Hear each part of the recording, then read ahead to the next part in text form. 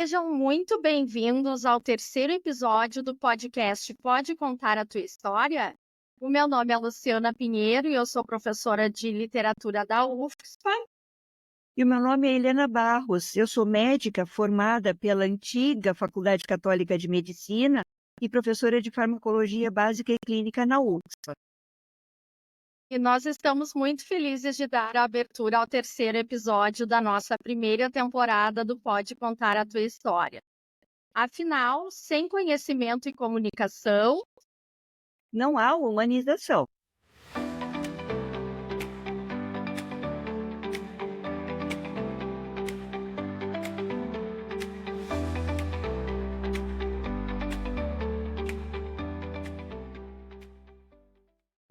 muito bem, no episódio de hoje, nós vamos dar continuidade a uma conversa que iniciamos no podcast anterior, no segundo podcast que teve a nossa convidada Eliane Rabin. E hoje nós vamos, naquele episódio, nós discutimos a importância dos cuidados de saúde com as mulheres em relação ao câncer de mama, dando enfoque sobretudo à visão da enfermagem. Mas como nesse episódio exatamente a gente discutiu a necessidade do tratamento multiprofissional, hoje nós vamos abordar um pouquinho sobre os sinais, os sintomas, a prevenção, o diagnóstico e a evolução do tratamento do câncer de mama. E antes de anunciar o nosso convidado, que é especialíssimo, e depois eu vou dizer o porquê, eu gostaria que a Helena falasse um pouco sobre as questões, né, que nos suscitaram fazer esse convite. Pois é, nós estamos no mês do Outubro Rosa, não é? Onde a discussão aqui no Brasil é relacionar com a prevenção ao câncer de mama. Lembrando que o câncer de mama é uma patologia basicamente feminina, né? Afeta basicamente as mulheres. No entanto, nós não podemos deixar de considerar que pode sim acontecer em homens. Os homens também têm tecido mamário. Além disso, é muito importante a gente considerar que existe prevenção no sentido de que a gente tenha hábitos de vida saudáveis, alimentação adequada, exercício adequado, o menor uso possível, ou de preferência não uso, de álcool, tabaco e outras drogas, não é? E principalmente, caso haja uso de hormônios, que isso seja feito sempre sob orientação médica. O câncer de mama é uma realidade, existem situações preveníveis e, claro, existe o melhor resultado de tratamento se o diagnóstico é feito precocemente. E por isso, esse nosso podcast hoje é tão importante. É isso aí, Helena. E ele é muito especial, especialmente para mim, que vou ter o prazer de chamar para a nossa conversa o meu médico, né? Então, para quem não sabe, no ano de 2022 eu tive um diagnóstico de câncer de mama e justamente passei por nada mais, nada menos do que 3 médicos até chegar neste meu médico, que é maravilhoso, humano e que atende as suas pacientes como ninguém. Mas a minha história é para ser contada outra hora. Hoje a gente vai ouvir a história dele, que é Fellow em Mastologia no Instituto Europeu de Tumores de Milão, cirurgião de mama e mastologista do Centro de Oncologia e Hematologia do Hospital Albert Einstein e coordenador do Centro de Oncologia do Hospital Nora Teixeira da Santa Casa de Porto Alegre, Rede Einstein de Oncologia. Seja muito bem-vindo, meu doutor, meu guru, doutor Antônio Frasson. Oi, gente. Muito obrigado, Lu, muito obrigado, Helena. É um prazer estar aqui com vocês. Desculpe os trajes, estou acabando uma cirurgia aqui, mas eu não podia perder essa oportunidade de estar com vocês nesse momento. Um prazer e uma honra. A gente que agradece. Bem, o doutor Frasson, né, como as suas pacientes o chamam, tem a fama e a competência de ser um grande mastologista, o nosso grande nome brasileiro da mastologia, organiza encontros e seminários sobre o câncer de mama há muitos anos, eles ocorrem em Gramado, geralmente, e, sobretudo, é professor e inspira muitos outros futuros médicos que desejam a carreira de mastologia em cuidar das mulheres, essencialmente cuidar das mulheres, né, Frasson? Então, a gente tem uma pergunta clássica, que a gente começa todo o nosso podcast, que é o seguinte: Frasson, pode nos contar a tua história? Ah, tá bem, conto sim. Olha só, bom, em primeiro lugar, a gente está agora num mês que mexe muito com esse movimento do cuidado com a mama, né? E realmente a gente, ao longo da nossa conversa, pode falar sobre coisas que são extremamente importantes e que mudam a vida das pessoas na medida em que muitas recomendações são adotadas, né? Eu sempre tive uma preferência por tratar de mulheres, sabe? Desde a faculdade, eu decidi que eu iria cuidar de mulheres no segundo ano da faculdade de medicina, né? Eu sou de uma cidade muito pequena no Rio Grande do Sul, que chama Nova Araçá. Na época que eu saí de lá, tinha 2.000 habitantes. Nova Araçá se estudava até a quinta série, depois se virava agricultor, colono, enfim. E aí, ou a gente saía de Nova Araçá para estudar, ou ficava lá e continuaria trabalhando na terra como todo mundo. Então, era uma tradição que os pais mandassem os filhos para estudar fora, onde fosse possível. Muitos iam para a casa de familiares, outros iam para o seminário. E isso era uma rotina naquela época, né? Então, nós somos 6 irmãos e cinco saíram de casa. Eu saí muito cedo, eu saí com 7 anos porque eu queria ser médico, e aí eu comentei isso com meu pai, com minha mãe, e vim morar em Porto Alegre com meu avô, tá? E aí entrei na faculdade aos 17 e logo em seguida fiz residência em ginecologia, inicialmente na PUC, e depois passei 3 anos fazendo um fellow no Instituto Nacional de Tumores de Milão. Quando eu voltei para o Brasil em 88, já comecei na PUC como professor e já comecei a fazer só mastologia. Então, naquela época, quem fazia mastologia em geral eram os ginecologistas ou alguns cirurgiões. Depois, quando o meu chefe da Itália se aposentou em 95 do Hospital Público, ele criou, junto com 20 empresas europeias, um centro de pesquisa em Milão, que se chama Instituto Europeu de Oncologia, que é uma referência hoje na Europa. E aí, em 2000, me convidaram para trabalhar em Milão, no Instituto Europeu de Oncologia, porque esse hospital, que era privado, fez um convênio com o SUS italiano, e o número de casos de mama passou de 300 casos para 3.000 casos por ano. Então, eles precisavam de gente. Eu sempre mantive o contato, desde que eu voltei de Milão para o Brasil, com o grupo do Veronese, e aí me convidaram para trabalhar lá, e trabalhei lá 3 anos. Nesse período, o Einstein me convidou para trabalhar em São Paulo. Então, em 2004, mesmo mantendo uma ligação com a PUC, onde eu era professor até este ano, e eu comecei a trabalhar no Einstein em São Paulo, e aí venho para o Sul há 20 anos no final de semana. Então, eu vou para o Einstein normalmente na segunda-feira, ou domingo à noite, ou segunda ao meio-dia, e volto para Porto Alegre na quinta-feira à noite ou sexta de manhã.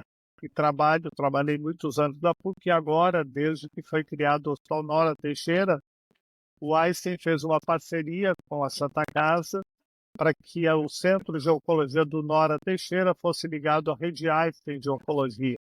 No Einstein, a gente tem muito essa cultura de ter uma gota de Einstein em cada lugar. Existe muito essa cultura dentro da comunidade judaica e da comunidade do Einstein, e que o Einstein possa contribuir de alguma maneira através da sua tecnologia enfim, e dos recursos que tem para ajudar outras instituições no Brasil também a terem este padrão Einstein, que o Einstein é o hospital de referência na América Latina há muitos anos. Existe uma pesquisa feita pela Newsweek que avalia hospitais do mundo inteiro.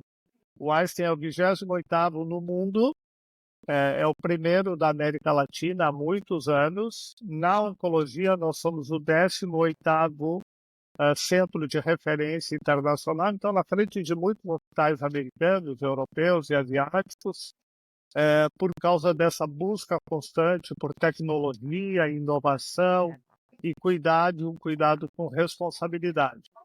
E a gente identificou a Santa Casa com esse mesmo perfil, né, desse cuidado com as pessoas, cuidado com o público. O que nos atraiu para essa parceria é de que aqui na Santa Casa, eu hoje estou operando aqui no Nora Teixeira, todas as pessoas, de um jeito ou de outro, têm acesso à saúde, né? Porque a Santa Casa atende, por exemplo, 600 mil casos de câncer de mama por ano pelo SUS. Então, esse acesso para todo mundo, para a gente é muito atraente. O Einstein tem em São Paulo um hospital, que é um hospital que ele gerencia, mas que é do SUS também. E esse acesso para todo mundo é uma preocupação que a gente tem, e por isso essa parceria se concretizou. Então, agora eu coordeno aqui o Centro de Oncologia do Nora e é um prazer enorme para mim estar participando desse projeto. E dentro do Einstein eu sou uma das lideranças da oncologia mamária. Em resumo, é isso. Muito bem, muito obrigada. Tem ideia de quantas mulheres já passaram pela tua vida nessa trajetória? Eu faço só mama desde 88, tá? E eu basicamente eu trabalho com câncer de mama, né? E eu nunca contei, mas assim, eu imagino, tem uma técnica cirúrgica que a gente faz muito, que é essa nipo-sparing, que é essa mastectomia preservadora de pele, areola e papila, e é uma especialidade que a gente desenvolveu em Milão desde 2001. A gente introduziu essa técnica em Milão, e aí deste tipo de cirurgia nós temos em torno de 1.600 cirurgias feitas, né? Isso é bastante, porque não é uma técnica indicada para todo mundo. É uma técnica que tem uma série de detalhes importantes, é extremamente sofisticada a cirurgia, não é uma cirurgia simples. E a ideia é que a gente consiga dar eu diria assim, dar um retorno para o paciente, de modo que o tratamento ele passe desapercebido e sem afetar a questão da autoestima, né, Lu? Porque depois que o tumor é tratado, o que ficam são as sequelas do que foi feito. E isso é uma preocupação muito grande que eu tenho. Eu acho que a gente tem que resolver as coisas bem, sem deixar sequelas, porque depois cicatrizes inadequadas, tratamentos inadequados, cirurgias inadequadas, é o que fica depois que o tumor é curado. Então, o ideal é que a gente resolva o problema com a máxima eficácia possível e com o menor transtorno possível, né? Mas este tipo de cirurgia é em torno de 20 a 30% das nossas cirurgias, né, Lu? A grande maioria das pacientes pode ser tratada de uma maneira menos radical, com cirurgias menores, né? Cirurgias que retirem o tumor com uma margem de segurança, que se use radioterapia e que se use terapias complementares. Muito bem. Se a gente tivesse que classificar quais são os sinais e sintomas iniciais que todas as mulheres deveriam perceber, para além da palpação, o que a gente poderia destacar como atenção na saúde das mulheres? Alterações de superfície, por exemplo, abaulamentos ou retrações, né? Então, a inspeção, se olhar no espelho e verificar, levantando os braços, se existe alguma alteração de superfície, é um dado importante. A presença de saída de secreção hemática, sanguínea, ou secreção tipo água pelo mamilo é algo, um sinal que deve ser levado em consideração. A dor, muitas vezes, ou desconforto, é algo que deve ser considerado. Existe aí um mito que câncer não dói, se eu tenho dor, eu não tenho câncer. Não é bem assim. Alguns tumores dão uma dor localizada, porque infiltram a inervação, comprometem a inervação, e isso gera dor. Então, a dor também é um fator importante. É claro que 70% das mulheres têm dor no período pré-menstrual, né? Então não deve se confundir uma coisa com outra, mas uma dor localizada, persistente, que continua depois do ciclo menstrual, né, e que é unilateral e numa determinada localização específica, ela também deve ser considerada.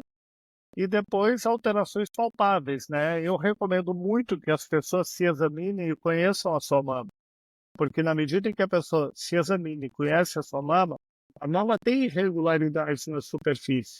A mama não é uma estrutura absolutamente lisa, mas se eu conheço as irregularidades e percebo algo diferente, bom, isso também me chama atenção, isso também deve ser explicado.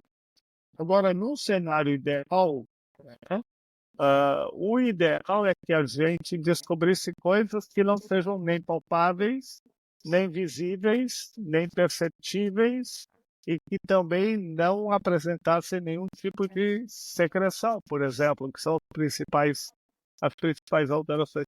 Se fosse num exame de rotina, né, ou numa mamografia de rotina, ou no ultrassom de rotina, ou em quem é de alto risco por causa da história familiar ou por causa de um teste genético alterado, e identificasse alguma coisa numa ressonância, por exemplo. Esse é o cenário ideal. Sim. Então, falando sobre esse cenário ideal, né, de cuidado das mulheres com a sua saúde, com que frequência e a partir de qual idade é recomendado que as mulheres realizem a mamografia, a ecografia mamária, a ressonância e esses outros exames que são importantes para a nossa saúde? Isso, bom, em primeiro lugar, conhecer a história de cada pessoa é extremamente importante, né? Se eu não tenho nenhuma história familiar, se minha mãe, minhas tias, minhas irmãs, minhas primas, não tiver, e por parte de pai ou de mãe, não importa, porque a gente recebe genes tanto do pai quanto da mãe, então não importa a história familiar, que seja só materna ou só paterna, ambas são importantes. Mas se eu não tenho história familiar, a recomendação formal é em pacientes que não têm nenhum sintoma, que não têm nenhuma alteração mamária, é que se começa a fazer mamografias aos 40 anos. Tá? Frente a qualquer queixa mamária, independente da idade, essa investigação deve ser antecipada. Então, por exemplo, se uma pessoa de 30 anos palpa algo diferente na mama, isso tem que ser investigado e tem que excluir que seja um tumor. Tem que ter certeza absoluta de que não é um tumor. Então, se eu vejo uma pessoa de 30 anos que queixa porque percebeu um nódulo de mama, não é porque a mamografia só começa aos 40 que ela não deva ser investigada também com mamografia se tiver uma lesão suspeita. Mas se a pessoa não tem sintoma, 40 anos. Se a pessoa tem qualquer sintoma, mamografia, eventualmente ultrassom, especialmente se ela é jovem, porque a mamografia perde sensibilidade em mulheres mais jovens. E se tem história familiar de qualquer queixa mamária, ressonância também. A outra regra que a gente usa muito quando tem história familiar, por exemplo, minha mãe teve um tumor de mama aos 40 anos. Quando é que eu começo a me cuidar? Aos 30. 10 anos antes do familiar mais próximo com a idade mais jovem. A minha irmã teve um tumor de mama aos 35 anos. Quando é que eu começo? Aos 25. Porque para que um tumor atinja um determinado tamanho e seja detectável por essa tecnologia, ele tem uma longa história de crescimento algumas vezes. Outras vezes não. Tem tumores que crescem muito rápido. Mas essa antecipação de exames em relação à idade também é importante. Né? E quando é que a gente faz também ressonância? Quando tem história familiar ou quando mamografia e ultrassom não foram suficientes para elucidar o diagnóstico. Bom, os exames se complementam. Com o exame físico eu quero palpar, com a mamografia eu quero ver microcalcificações, com o ultrassom eu quero ver nódulos, e com a ressonância eu quero ver, além de nódulos, alterações vasculares que se alterem na presença de uma proliferação atípica normal. Essa aula eu já tive algumas vezes, mas eu pergunto de novo, porque queremos sempre compartilhar com mais pessoas, né, doutor? Quais são os tratamentos disponíveis, né? Porque, por exemplo, na nossa conversa com a Eliane, ela conta toda uma história e a gente sabe que o tratamento de câncer de mama há 10 anos não era nada parecido com o que é hoje em termos de preservação e do cuidado da autoestima das mulheres, né? Se deixou tanto assim, eu não sei se eu posso dizer isso, de cuidar apenas a doença para cuidar o todo da paciente, né? Que é como a gente começou a nossa conversa. Mas se a gente tivesse que destacar assim, a inovação nos tratamentos, o que a gente poderia destacar? Bom, em todas as áreas houve uma evolução impressionante nos últimos 20, 30 anos, né? E nesse momento foi possível chegar ao que nós chamamos de uma medicina de precisão, que considera as características do tumor anatômicas, biológicas e genéticas com as características da mama e do indivíduo, inclusive suas características genéticas. Então, os tumores são diferentes, as pessoas são diferentes e o comportamento dos tumores na mama também diferem de uma pessoa para outra. Leigamente, eu costumo dizer, o paciente me diz, doutor, eu estou com um tumor de mama. Bom, mas se eu ligar para você e disser que eu bati o carro, você vai querer saber qual foi o dano, o que aconteceu, amassou o para-choque, amassou pegou o motor, ou o carro está irreconhecível, não sei mais que carro é, mas tudo isso é um acidente de carro. Então, o mesmo acontece com os tumores de mama. Alguém me procura e diz, eu estou com tumores de mama, calma, vamos ver o que está acontecendo.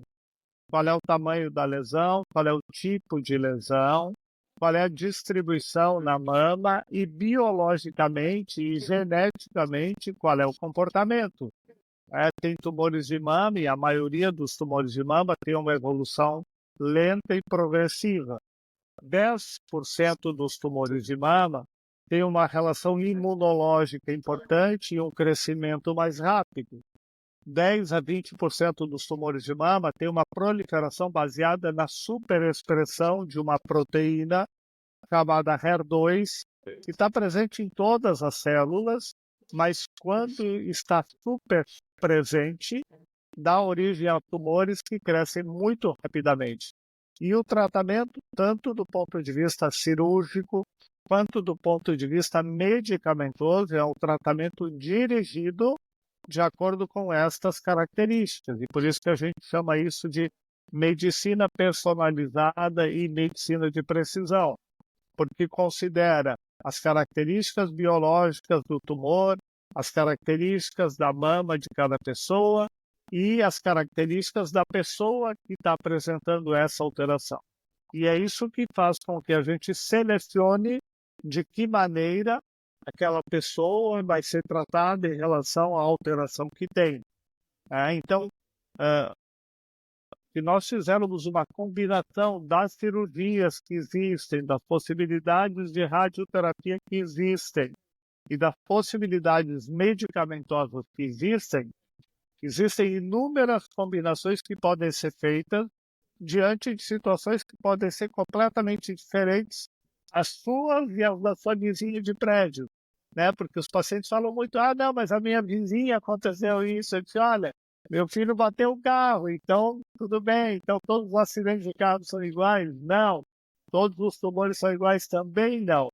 Eventualmente, o que uma pessoa vai precisar e do que uma pessoa vai se beneficiar, outra pessoa com outra alteração terá um manejo absolutamente diferente. E isso é extremamente importante, porque a gente personaliza de acordo com cada situação. O ponto básico, que eu acho que é a mensagem mais importante, né, é conhecer bem as nossas características e as características das alterações que a gente tem, para que a gente use todos os recursos possíveis e disponíveis para adequar com inteligência, com sabedoria, com paciência, com calma, enfim, o que há de melhor para aquela situação muito específica, sem generalizar. Até 20 anos atrás, a gente tratava todo mundo da mesma maneira, né? Que é o que a gente chamava, era uma medicina baseada em evidências, né? Não, cirurgia conservadora para todo mundo, ou cirurgia radical para todo mundo. felizmente, com os avanços que aconteceram em relação ao conhecimento da biologia do tumor e ao conhecimento do organismo das pessoas, o tratamento é completamente diferente. Por exemplo, uma pessoa que tem uma mutação de BRCA1, estilo Angelina Jolie, vai ser tratada de uma forma completamente diferente daquela pessoa que não tem mutação de BRCA1, mesmo que tenha o mesmo tipo de tumor. Tá? E isso realmente tem a ver com a humanização, não é? A epidemiologia, digamos assim, nos dá alguns caminhos. No entanto, ela só pode ser aplicada individualmente para cada um. Então, está muito bom ouvir essa forma como tu apontas o trabalho que tem sido feito nessa rede nacional e internacional que traz essa humanização. E isso certamente tranquiliza muito as pessoas que recebem um diagnóstico, porque a palavra câncer, a palavra tumor, ainda tem seus preconceitos arraigados nas nossas cabeças, eu vou dizer assim, como pessoas que queremos viver bem. Mas eu vou aproveitar e vou te fazer uma outra pergunta, porque, claro, tem as questões genéticas e essas a gente não consegue interferir, por enquanto, ao menos, não é? Por outro lado, existem vários fatores ambientais, pessoais, que podem, de alguma maneira, acrescentar riscos às questões individuais, genéticas e familiares. E, claro, nós sabemos, e como tu mesmo disseste, levam anos para que esses fatores façam as suas interlocuções com a nossa biologia, digamos assim. Então, álcool, tabaco, outras questões são importantes. E que mensagem tu darias para pessoas jovens no sentido de uma prevenção futura, para quando tiverem 30, 40, 50 anos? Porque a gente sabe que vários desses hábitos são iniciados impensadamente e depois eles são muito difíceis de serem modificados. O que tu pode acrescentar para a gente deixar como mensagem nesse mês de Outubro Rosa? Essas observações que tu fizeste ainda, elas são extremamente importantes, são relevantes. Tá? É claro que, teoricamente, todos nós potencialmente podemos desenvolver tumores o tempo todo. Né? As células continuamente dividem e morrem. E nessa divisão celular constante, erros de divisão celular ou de controle da divisão celular podem levar a uma fatalidade ao desenvolvimento de um tumor. Mas, conforme eu comentei antes, o nosso organismo, assim, eu resumiria assim, a gente é resultado do que come e do que faz, né? Então, pessoas que se cuidam, e quando eu digo se cuidam desde muito cedo. Parece que a alimentação na adolescência e na infância são extremamente importantes também. Não adianta querer mudar o estilo de vida. Claro, nunca é tarde para tentar mudar o estilo de vida, mas quanto mais cedo a gente fizer isso, é melhor, porque existem muitas substâncias que a gente chama de inflamatórias para o nosso organismo, né? E que favorecem alterações celulares ou desfavorecem que a nossa imunidade se defenda quando essas alterações acontecem. Então, a célula divide e morre, tem genes de proliferação, tem genes que tem que cuidar para que essa divisão celular seja perfeita, mas faz parte do nosso papel trabalhar para que nossos genes funcionem direito, num ambiente que seja um ambiente adequado. Então, por exemplo, eu tenho um amigo que é o Buzaide, que é um brilhante oncologista, que costuma dizer: tudo que vem de Deus é bom, tudo que é feito pelo homem é ruim. Mas assim, os filhos dele só comem carne uma vez por semana. Os filhos não têm açúcar na casa do Buzaide, na minha também não tem, né? O doce deve ser evitado. Eu acho que a gente deveria ser radical, mas eu não sou tão radical assim. Mas, por exemplo, o álcool não tem dose segura de álcool, né? Qualquer dose de álcool é inadequada. Apesar de algumas pessoas defenderem que um pouco de vinho é saudável, né? Mas quando a gente vai analisar os fatores de risco associados à alimentação, de um modo geral, em oncologia, dá para dizer que em torno de 40% dos tumores estão associados a uma alimentação inadequada. E se a gente fosse resumir, a alimentação ideal é a famosa dieta mediterrânea, né? Proteínas, legumes, frutas, verduras. Mas, por exemplo, num copo de 300 ml de suco de laranja, tem 7 laranjas. E 7 laranjas sem como é que chama? Sem a fibra. A fibra foi criada por Deus para dificultar a absorção do açúcar.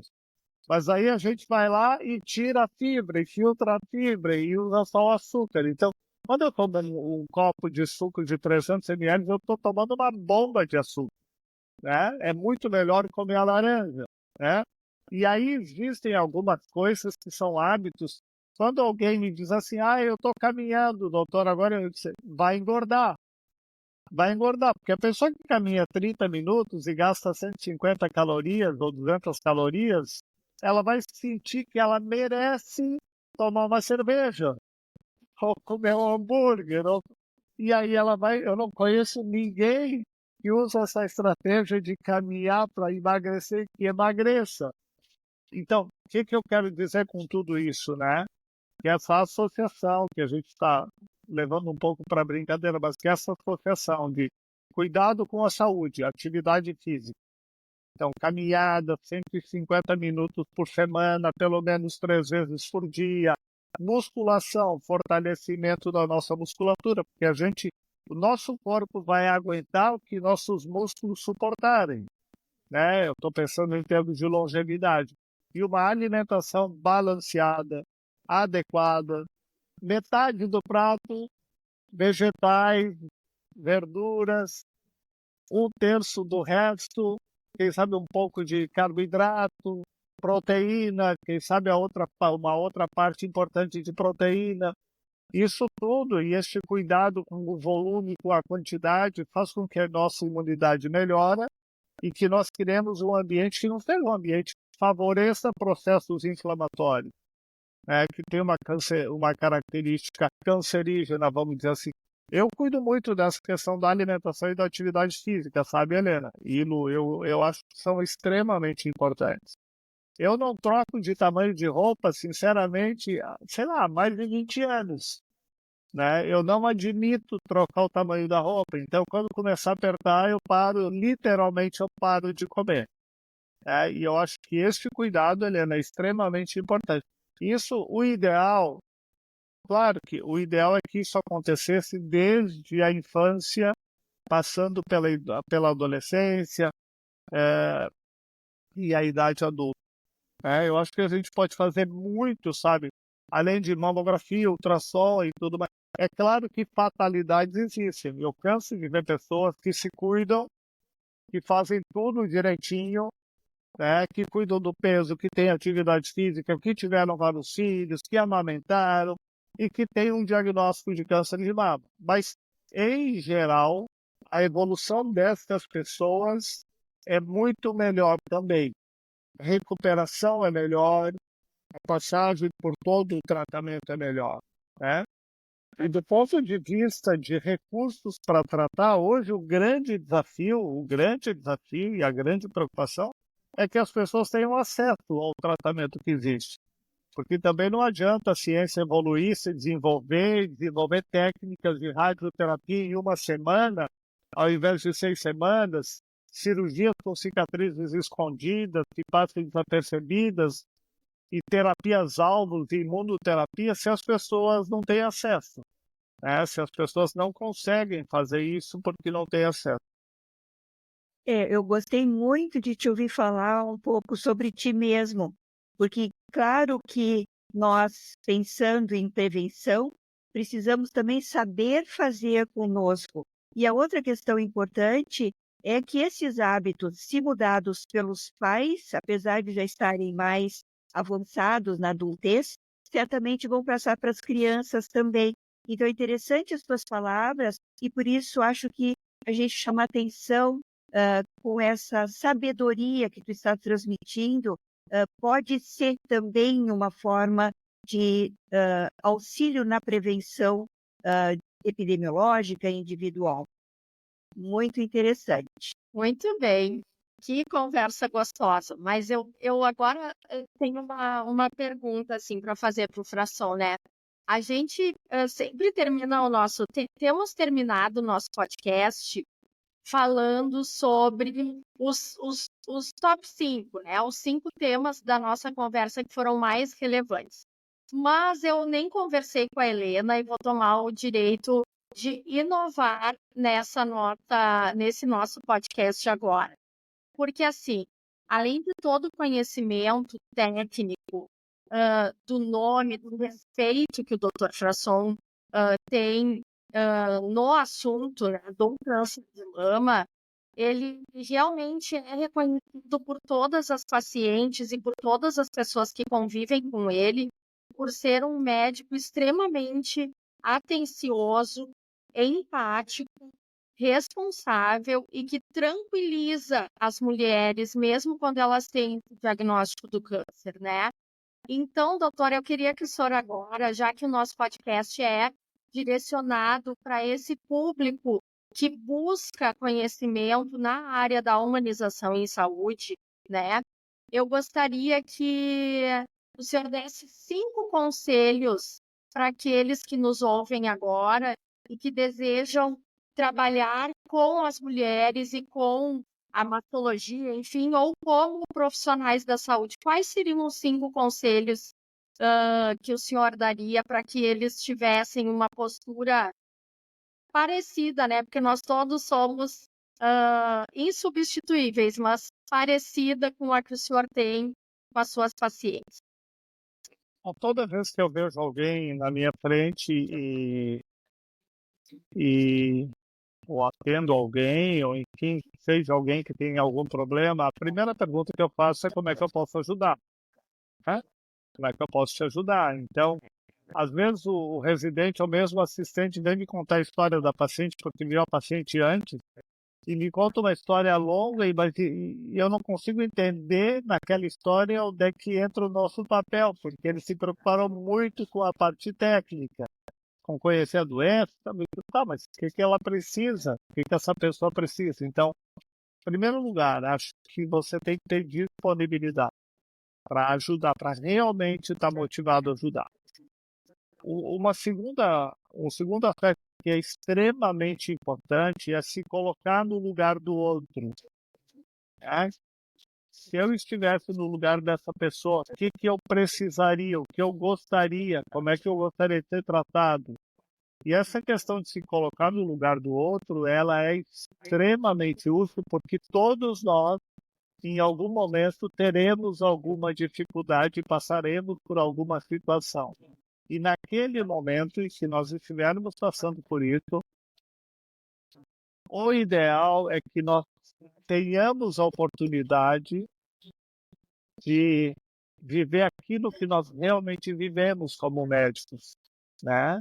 Eu já fui médico que é excelente técnico, mas muito ruim no relacionamento, que não me olhou direito, que nem viu meus exames, que estava cansado, enfim, uma série de coisas que, para aquela pessoa que está sentada naquele momento, naquele lugar, aquele é o momento único da vida dela, é a grande chance da vida dela. Muitas vezes, uma ajuda, por menor que a gente possa pensar que para aquela pessoa, muda a história de vida dela. E aí não é só ela, são os filhos, a família, o esposo, os pais, que estão envolvidos nesse processo. Então, a responsabilidade e o papel do interlocutor frente a uma pessoa que tem uma queixa específica, ela é monstruosa, ela é gigante, né? No sentido de fazer o possível para amenizar a dor, o desconforto, a insegurança. A gente sabe muito de câncer de mama, mas quem está ali na nossa frente não sabe absolutamente nada daquele assunto, né? Eu me lembro muitas vezes, eu cheguei no ambulatório do SUS, quando eu ainda orientava residentes, e os residentes ou os doutorandos me diziam, essa paciente, e eles ainda falam assim, essa paciente aqui não é nada. Isso não é nada, é uma coisinha boba. Eu disse, lá, você me desculpe. Ninguém marca uma consulta no SUS, pega um ônibus para chegar aqui, acorda de madrugada, e vem até o hospital e fica aqui fora esperando nessa sala gelada ou calorenta e não tem nada. Para ela, o que ela tem é extremamente importante. E nós vamos fazer o possível para que o queixa dela seja resolvida. Então, esta que se chama de empatia, ou esta humanização no relacionamento e no tratamento, e não minimizar as queixas, que para a gente pode ser uma coisa simples, mas para a pessoa é algo extremamente importante, elas são fundamentais para que a gente mude a vida das pessoas quando nós somos buscados para ajudar. E a gente pode ajudar muitas vezes em muitas coisas. Ontem eu vi uma paciente de Recife, por exemplo. A paciente pegou um avião, veio, eu estava em São Paulo, estava no ICE, ela veio por um nódulo que é tipicamente benigno e que a médica dela em Recife já tinha dito que era benigno. E mesmo assim ela pegou um avião, veio para São Paulo para ouvir uma opinião. Por quê? Porque ela não sentiu segurança, porque a mensagem não foi passada com a segurança necessária e devida, né? Ou porque a queixa não foi valorizada, ou porque foi minimizado. E, na verdade, eu sei que isso não é nada de grave, mas a pessoa que está passando por aquilo não sabe, né? Então, se eu pudesse resumir essa sua pergunta, eu diria que acho que nós, profissionais da saúde, não precisamos nos colocar no lugar da pessoa que está do outro lado e usar todos os recursos que a gente tem do ponto de vista de conhecimento, mas também de relacionamento, de humanidade, de respeito, de consideração, para minimizar a queixa daquela pessoa. Na relação médico-paciente ou na relação paciente-interlocutor, quem é que é importante? Muitos médicos acham que são eles que são importantes. Isso é o maior absurdo que pode existir. Eu vejo que muitos médicos acham que o paciente é simplesmente um instrumento para que ele faça o que ele quer, e faça a cirurgia que ele quer e faça do jeito que ele quer. Isso é a coisa mais absurda que existe, a coisa mais primitiva que existe. Você fala com alguns médicos, eles se acham a cereja do bolo, desculpa. Algumas pacientes me dizem, François, não, tão difícil consultar contigo. Tal. Não, senhora, me desculpe, era só ter me ligado, não tem nenhuma dificuldade em consultar comigo, não tem nenhum problema em consultar comigo. Mas é que você é tão famoso no teatro, me desculpe. Quem tem que ser famoso são meus pacientes. Eu tenho que resolver o problema deles. E se eu resolver o teu problema, esses tempos eu atendi só por curiosidade. Eu atendi uma pessoa e ela me disse assim, no final, mas tu não me conhece? Eu disse, olha, não te conheço. Mas ela é política, eu fui a pessoa mais votada, não sei o quê. Tu não me conhece? Eu disse, eu não te conheço. Pô, mas como não me conhece? Eu disse, porque eu não estou aqui para pensar em quem tu é, eu estou aqui para resolver o teu problema. Teu problema foi resolvido, está tudo certo. É isso que me satisfaz, eu ter contribuído. Agora, se você foi a pessoa mais votada, se você não muda em nada na minha vida, A gente tem uma regra aqui no Einstein, eu estava no Einstein de novo, A nossa regra aqui é resolver ajudar as pessoas. Eu não quero saber de futebol, política, religião. Não me interessa esse assunto. O que me interessa é resolver teu problema, porque é para isso que eu estou aqui, é para isso que você veio aqui. Então, senhor, está tudo certo, parabéns pelos inúmeros votos que você teve, mas se resolver teu problema, está tudo certo. E eu acho que essa é a função do médico. A função do médico é ajudar as pessoas. Maravilha. E essas suas palavras certamente vão ajudar muitas pessoas, vão ajudar nossos alunos na universidade, outros alunos de outras universidades e médicos de uma forma geral. Basicamente, a gente hoje te ouviu no sentido de fortalecer a ideia de que há, sim, acesso ao tratamento para a questão do tumor de mama. Tem vezes que a gente ouve dos pacientes dizer assim, não adianta fazer o diagnóstico porque o tratamento do SUS não é bom. E aí ficou desmistificado com as tuas palavras, com a tua demonstração de que há, sim, acesso ao tratamento de qualidade, top de linha, para as pessoas que necessitam. A outra questão importante é a questão do autoexame, no sentido de que as mulheres se olhem no espelho, se conheçam. percebam, claro, as mudanças que vão acontecendo no nosso desenvolvimento de seres humanos que queremos envelhecer com saúde, mas, no entanto, a qualquer sinal daqueles que tu apontasse, venham a buscar o seu médico, o seu ginecologista para os exames. Que o tratamento vai ser individualizado, apesar de ter demonstrações baseadas em evidência para essas individualizações, que a gente precisa prevenir como família o mais cedo possível o risco de tumores e que a decisão é compartilhada. O olhar é sobre o paciente e não o sucesso da medalha que o médico eventualmente quer ganhar ao dizer curei, né? Na verdade, ele precisa trabalhar com o paciente como um todo, como um ser humano que tem questões de saúde mental, de saúde cultural, de saúde espiritual para serem tratados ao mesmo tempo. Adorei te ouvir conversar, contar a tua história, não é? E certamente esse nosso podcast, além dos vários outros, será de sucesso com o compartilhamento das informações que tu gentilmente passasse para a gente. Sou fã tua, apesar de não ser tua paciente. Ainda. Prazer estar aqui com vocês, viu? Não, você não vai precisar, não. Prazer estar aqui com vocês, viu? Muito obrigado pelo convite. Muito obrigado. Muito bem. Então, a gente gostaria de agradecer demais, então, o Fração, como a Helena falou, né, por ter se disponibilizado, por ter permitido que mesmo diretamente do bloco, né, trabalhando e a gente aqui perguntando, será que vai dar, será que não vai dar? E deu a nossa conversa muito enriquecedora, tanto para mulheres e pacientes, quanto para os profissionais de saúde. Foi uma aula, né, que nós tivemos aqui. E eu gostaria de convidar todos que gostaram desse episódio a compartilharem com seus companheiros e também nos seguirem na plataforma. Lembrando que nós também estamos no Instagram integrados ao projeto Contação de Histórias e o nosso @é ContacalUFSPA. Se a humanização em saúde te interessa, eu te espero no próximo episódio. Fração, é sempre um prazer e uma felicidade te encontrar como paciente, como companheira, como amiga, né? E estamos juntos. Eu quero agradecer de coração a tua presença conosco aqui.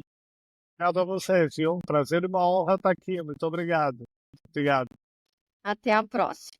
Tchau, tchau. Adorei participar. Um beijo. Tchau. Beijo, tchau. Tchau.